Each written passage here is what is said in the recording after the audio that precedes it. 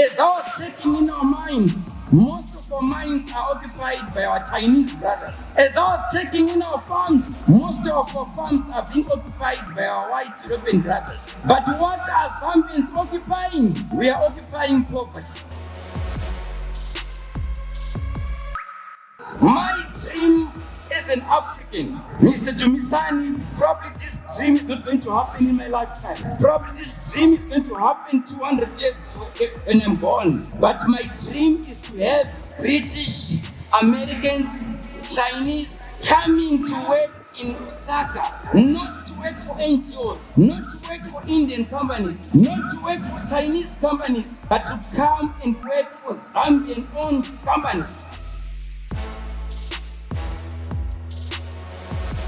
We want to make Kenneth Kaunda proud. We want to make Kwame Nkrumah proud. We want to make Nelson Mandela proud. We want to make Robert Mugabe proud.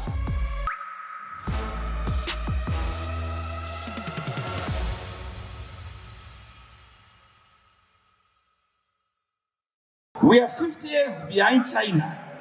We are 50 years behind UK. We are 50 years behind America. But we are closing our industry during weekends.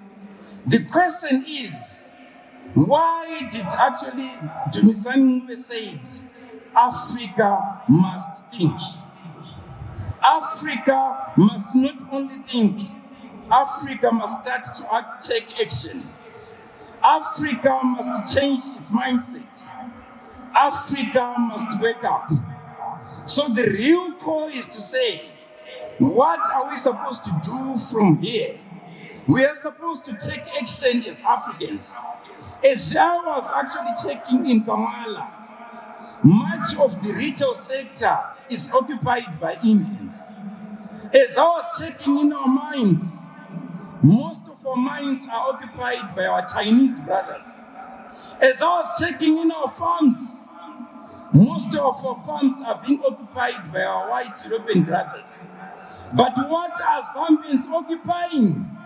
We are occupying poverty. We are wallowing in poverty. Why is it like that? I asked my question. And I said it's mind-boggling. Why is that we remain poor in Africa when we've got resources? Why is that we remain poor in Africa when we've got a good climate? Some people are actually flying all the way from states just to enjoy our climate. But why are we suffering? I said, Honorable Minister, I think it's starting with our education. We go to school to study mathematics. We are getting into schools to study accounting. We are even studying English. But whilst there's a young guy who is studying mining at a tender age in Germany, there's a young Chinese who is studying mining in China. There's a guy in America, young, early child development, who is studying agriculture. But here we are studying mathematics, we are studying accounting, in order for us to work in their mines, in order for us to work in their manufacturing companies. Honorable Minister, what about if you deliver this message to the Ministry of Education in Zambia? Not only Zambia, but in Zimbabwe, but in Kenya, to say we need to change our curriculum. We need a curriculum which is best suited for Africans. We need to start teaching mining at a tender age. We need to start teaching agriculture at a tender age. The time is now for Zambians to take what belongs to them. The time is now for Zambians to employ other Zambians. There is no one who is coming, fellow Zambians. There is no one who is coming to save us, fellow Africans. But the onus is on you, the onus is on me. Whoever is employing one person is a hero in Africa. So what I'm saying to you guys, we need to change our mindset. We need to come to the party. As I was checking through social media on TikTok, I noticed a young guy, a school in China, and this kid was actually being taught how to build. And I checked on the same video, one of our African young boy was being taught how to be a prophet. It's not bad to pray to God, but right now, if you look at it, we are praying because of poverty.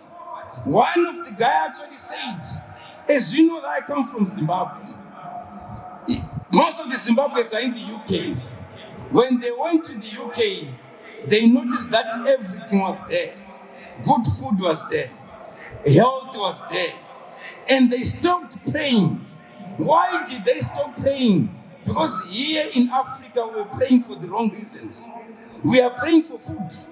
We are praying for health. But when we get all these things in the civilized world, we stop praying. What I'm encouraging Zambians to say, we need to learn how to work. Let us have a discipline to work. We are so blessed as Zambians. Right now, we've got a ministry, a whole ministry of small to medium enterprises. Our President Hakainde Hichilema, has actually said, I need a dedicated ministry for entrepreneurs, a dedicated ministry for you and me. But what are Zambians doing? They are still looking for jobs. No one is saying, I want to come and actually occupy the manufacturing sector. No one is coming and saying, I want to actually get into mining. No one is coming and saying, we want to get into the farming industry. So I'm challenging you as Zambians. We want to come and take what belongs to us. Are you struggling in South? And are you also struggling to get a loved one? So on the 25th of September at Mana Resorts, we're going to kill two birds with one stone. So if you notice right now, if Mjolo is becoming very difficult for you, it simply means that you don't know something about Mjolo. Probably don't know how to qualify a boyfriend. Probably don't know how to qualify a girlfriend. So on the 25th, we're going to answer those questions. If right now you're struggling in sales, your sales are low, you're failing to prospect, you're failing to close, you're failing to follow up, it means you also don't know something about sales. I want to show you how sales and Mjolo are equivalent. So on the 25th, we're going to kill two birds with one stone. We're going to correct your marriage, we're going to correct your relationship, and you're going to correct your sales. Thank you so much.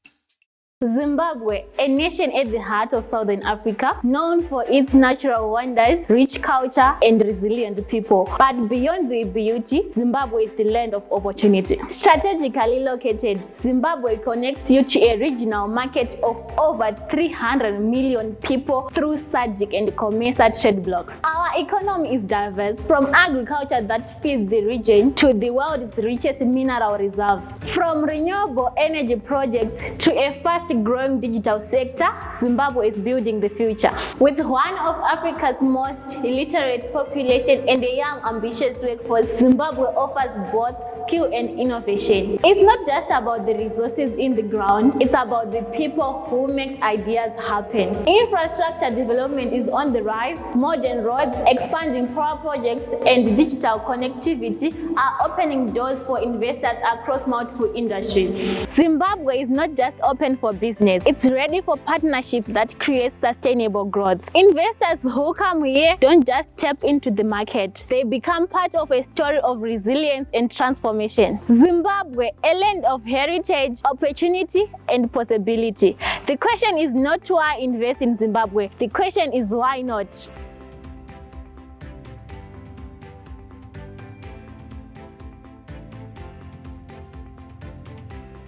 My dream as an African, Mr. Dumisani, probably this dream is not going to happen in my lifetime. Probably this dream is going to happen 200 years when I'm gone. But my dream is to have British, Americans, Chinese coming to work in Lusaka, not to work for NGOs, not to work for Indian companies, not to work for Chinese companies, but to come and work for Zambian-owned companies. We will be actually employing them because we are offering the best salaries in the world. We will be actually employing them because we are offering the best environment in the world. I hope we are going to live to see this dream, this African dream. We want Africa to be the best continent. But this dream starts with you and me. We need to start taking action. We shouldn't be scared to start as vendors. We shouldn't be scared to start small. We shouldn't be scared to start at a small scale. It shouldn't be a norm that Zambians only own lodges. It shouldn't be a norm that Zambians only own microfinance companies. It shouldn't be a norm that Zambians only occupy the massage industry space. We want Zambians to start occupying the farms and have agriculture. We want Zambians to start farming on their own. We need Zambians to start the manufacturing industry. We need to come and actually join the party. How do you start? Starting in entrepreneurship is simple. You just need a good idea. You don't need capital to start a business. That's why you notice that right now, even Standard Chartered is never going to find an idea which you haven't started. So the time to start entrepreneurship is now. No one is coming to save us as Zambians. There's no one who's going to come into America to save us as Zambians, as Africans. We need to start small. We need to start as carpenters. We need to start as welders. And as well as also speaking about entrepreneurship, I would like to recognize young and old people who are also into intrapreneurship. What I'm simply saying to you, Zambians, I've worked in the consultants industry, and I've been told that, no, I don't want to employ a Zambian, I'd rather take a foreigner, because a Zambian's attitude actually is not good. What I want to challenge you guys is to say, entrepreneurship starts with where you are working right now. If you are working at Stanchart, treat Stanchart like that company belongs to you. If you are working at DON, treat DON like that company belongs to you. We are simply saying you are actually molding yourself to be a future entrepreneur. So we need to start as Zambians. We need to push this agenda, which has been ignited by a fellow brother, Dumisani. It's not a Zambian cause, but this is a cause for Africa. It should start from Cairo. It should start from Cape to Cairo. Malawi should join the agenda. Burkina Faso should join the agenda. Kenya should join the agenda of creating a lot of entrepreneurs. We want guys who want to make Kenneth Kaunda proud. We want to make Kwame Nkrumah proud. We want to make Nelson Mandela proud. We want to make Robert Mugabe proud. I thank you, fellow Zambians. Siko Mubambili. Asante sana. Thank you.